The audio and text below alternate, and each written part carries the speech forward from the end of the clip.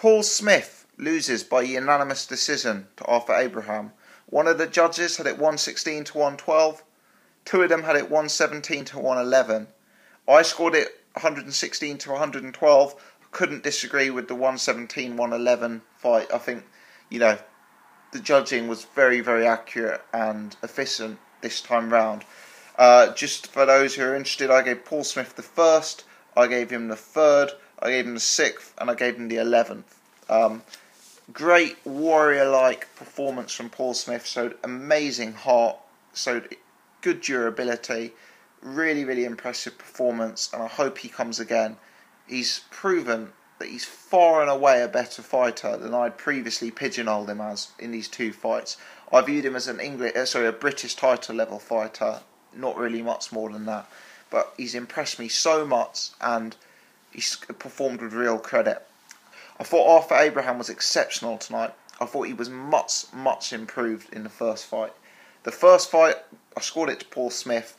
In that fight, I gave Abraham the edge in terms of quality of work, but I gave Smith the edge in terms of volume. Tonight, I think Abraham had the edge in terms of volume, and I think Abraham had the edge in terms of quality.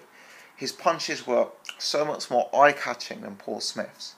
His combinations and flurries were so much faster, harder, more eye-catching than anything Smith had to offer. I thought Smith used sort of the jab and movement and bodywork tactics, very similar sort of tactics to the first fight, and I think he did it with credit. What I would say is, if you look at the Andre Dirrell Arthur Abraham fight, you can see Dirrell using similar tactics much more effectively than Paul Smith. I'd just say Paul Smith is a more limited fighter, but I think he saw that blueprint. He saw Frotz trying to use jab and boxing skill. He saw Dirrell trying to use jab and movement, and he tried to apply those. For me, Abraham was motivated this time round. He's got the pot of gold in the Felix Sturm fight if he was to win, and Abraham really, really put on a show, and it looked like whenever Abraham put his foot to the metal, he was pulling away from Smith. Smith, I think the first thing to mention, in terms of size, and I don't know whether this is a ridiculous comment, but Arthur Abraham isn't the biggest super middleweight out there. Abraham used to fight down at middleweight. Abraham's a lot shorter man than Smith. But I thought tonight Abraham looked like a much, much bigger guy than Paul Smith. Paul Smith, the commentators kept making the point he was in excellent shape. And I'm sure he was. You don't have to have an amazing six-pack to be in great shape. But Paul Smith was a guy who still was carrying a level of body fat in there tonight. He wasn't absolutely shredded. Now, what I found odd is he weighed in a little bit below the super middleweight limit yesterday. I believe he was 2 pounds below the super middleweight limit. He didn't look completely carved up at the weight. He didn't look like a guy who'd really had to torture himself to make the weight. And I thought in the ring he looked much smaller than Arthur Abraham, who previously campaigned at middleweight, as I've said.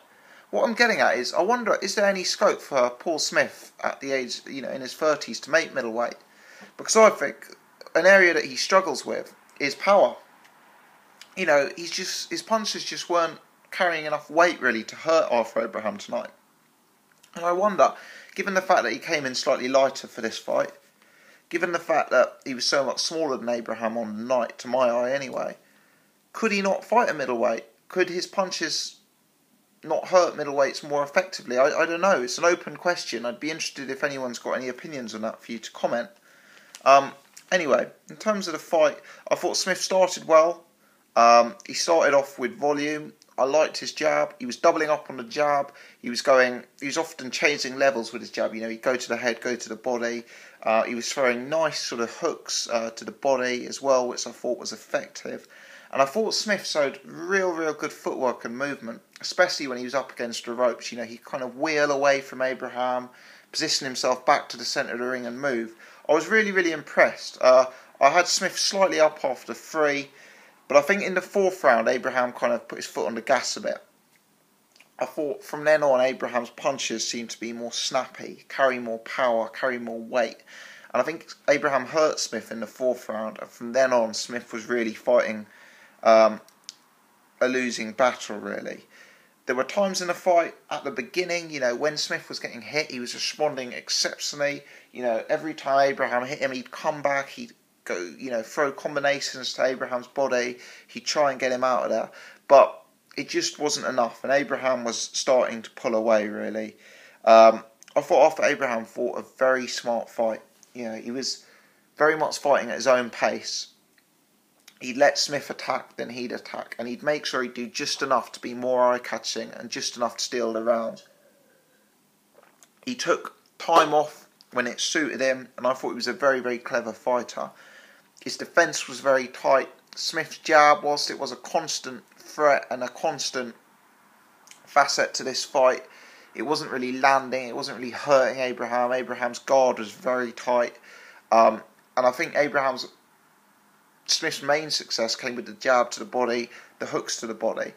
But Abraham did really, really well. He fought a very professional fight. He's clearly a very clever, experienced fighter with a lot of ring savvy. And I think the performances of Carl Frotz and Andre Durrell, should go up in our estimations after seeing Paul Smith tonight. Because Paul Smith, I think, did as well as he could. But Abraham, he's got an iron chin. He's got good defence. And, he really, really fought a smart fight today. I don't think there's any complaints with the judging at all. Paul Smith, his defence wasn't bad either. I think when Abraham was landing flurries on him, Paul Smith was blocking a lot of that. Paul Smith's movement was good. I thought his footwork was, improved for this fight. And I think he is a good fighter. It's hard to see him winning a world title. I mean, realistically, he's not going to beat the likes of Ward. He's not going to beat the likes of Frotz. Obviously, Abraham, he's had 2 goes at the cherry. I can't see him beating a De Gale or a Groves. It's hard to see him. There's big fights out there for him, certainly. I know there's talk of the Rocky Fielding fight, and I view that as a 50-50 fight. I rate Rocky Fielding. But I hope Paul Smith doesn't give it up. He did really well. He performed with credit, and he deserves some paydays after this. He really did. Real decent showing from Paul Smith, but it just wasn't enough tonight. Arthur Abraham was the superior fighter. I think in the first fight, Abraham showed enough to prove that he looked the superior fighter, but the volume wasn't there. Today, he came in motivated. He was very, very smart, and the volume and the quality was there. Hard luck for Paul Smith. I hope he comes again. Very, very good fight. Really enjoyable to watch. Absolute war, and real credit to Paul Smith. Let me know your thoughts.